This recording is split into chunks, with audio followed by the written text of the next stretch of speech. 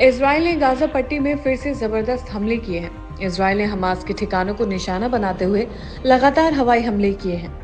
Gaza के स्वास्थ्य मंत्रालय के मुताबिक इन हमलों में कम से कम 326 लोग मारे गए हैं, जिनमें महिलाएं और बच्चे भी शामिल हैं।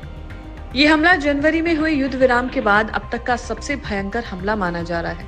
इजराइल के प्रधानमंत्री बेंजामिन नेतन्याहू ने कहा कि युद्ध विराम को बढ़ाने के लिए बातचीत में कोई प्रगति नहीं होने के कारण उन्होंने ये हमले करने का आदेश दिया।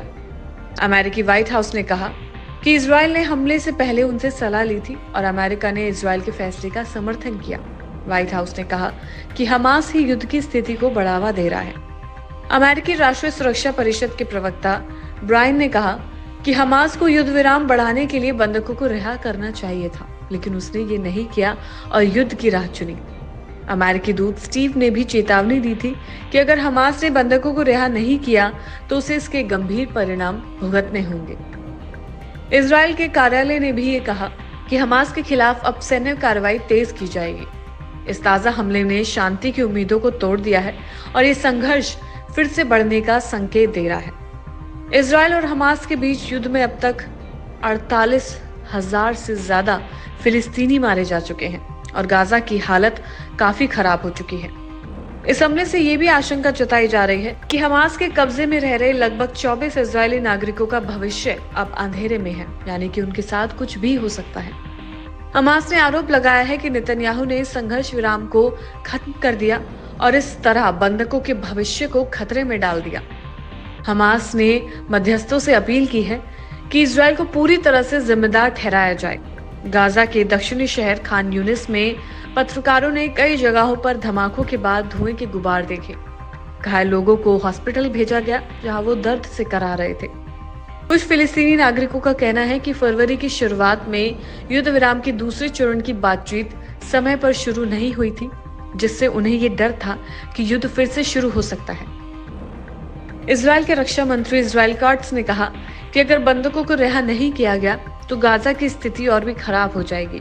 उन्होंने ये भी कहा कि इजराइल तब तक लड़ाई जारी रखेगा जब तक सभी बंधक घर नहीं लौट आते। रिपोर्ट के मुताबिक अमेरिकी राष्ट्रपति डोनाल्ड ट्रंप ने इजराइल को हमास पर हमले करने की अनुमति दे दी थी।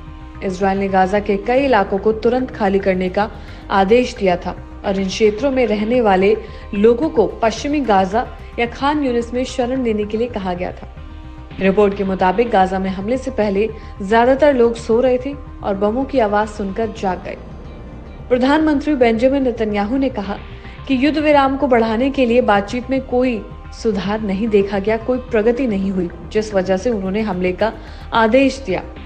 अधिकारियों ने कहा कि इस अभियान की शुरुआत हो चुकी है और बढ़ने की संभावना है। इजराइल के राजदूत डेनी डेनन ने भी संयुक्त राष्ट्र में इजराइल के हमलों का बचाव करते हुए कहा कि इजरायली वायुसेना ने हमास के ठिकानों पर हमले किए हैं और इजराइल तब तक नहीं रुकेगा जब तक उसके सभी बंधक घर नहीं लौट आते। इजराइल ने मंगलवार की सुबह 2 बजे अपने हवाई हमले शुरू किए थे। रिपोर्ट्स के अनुसार इजराइल टैंक खान यूनिस के आबासन शहर के पूर्वी इलाकों में गोले दाग रहे थे। गाजा सरकार के मीडिया ऑफिस की रिपोर्ट के अनुसार इस हमले में 232 से ज्यादा लोग, उस वक्त का जो आंकड़ा सामने आया था, इतने लोग मारे गए थे। इसमें लगातार कई अपडेट सामने आ रही हैं। हमास ने इस हमले पर प्रतिक्रिया देते हुए कहा कि नेतन्याहू और उनकी सरकार युद्ध विराम समझौते को पलटने का फैसला कर रहे हैं, जिससे गाजा में कैदियों का भविष्य अनिश्चित हो जाएगा। अब तक के हमलों में कई लोगों की मौत हो चुकी है, जिनमें से 77 लोग खान यूनिस के दक्षिण इलाके में और कम से कम 20 लोग गाजा सिटी के उत्तर में मारे गए हैं। इस हमले से पहले इजराइल ने अमेरिका को इसकी जानकारी दी थी। व्हाइट हाउस की प्रेस सचिव कोरोलिन ने कहा था कि इजराइल ने ट्रंप से सलाह ली थी और अमेरिका ने इजराइल के निर्णय का समर्थन किया था। उन्होंने ये भी कहा कि राष्ट्रपति ट्रंप ने साफ किया था कि हमास, हुती और ईरान जैसे आतंकवादी समूहों को इसका परिणाम भुगतना होगा। इजराइल ने युद्ध विराम तोड़ने का फैसला तब लिया जब अमेरिका यमन के हुती विद्रोहियों के खिलाफ कार्रवाई कर रहा था। स्थिति ने गाजा में फिर से युद्ध की आशंका को बढ़ा दिया है और ये संघर्ष फिर से पूरी ताकत से शुरू हो गया है। इजराइल की तरफ से किए गए हवाई हमले में अब ये आशंकाएं जताई जा रही है कि जिन लोगों को रिहा होना था, यानी कि जो लोग हमास की कैद में हैं, अब उनका क्या होगा। इजराइल के प्रधानमंत्री बेंजामिन नेतन्याहू की तरफ से भी कई बयान सामने आए हैं, जिसमें उन्होंने ये कहा कि युद्ध विराम को बढ़ाने के लिए जो बातचीत हो रही थी उसमें कुछ भी प्रगति नहीं हो रही थी, जिस वजह से उन्होंने ये फैसला लिया और फिर ये हमले करने का आदेश दिया गया। इजराइल के इस फैसले का समर्थन अमेरिका की तरफ से भी किया गया। व्हाइट हाउस से भी इजराइल के प्रधानमंत्री ने जो फैसला लिया हमला करने का, उसका समर्थन किया गया।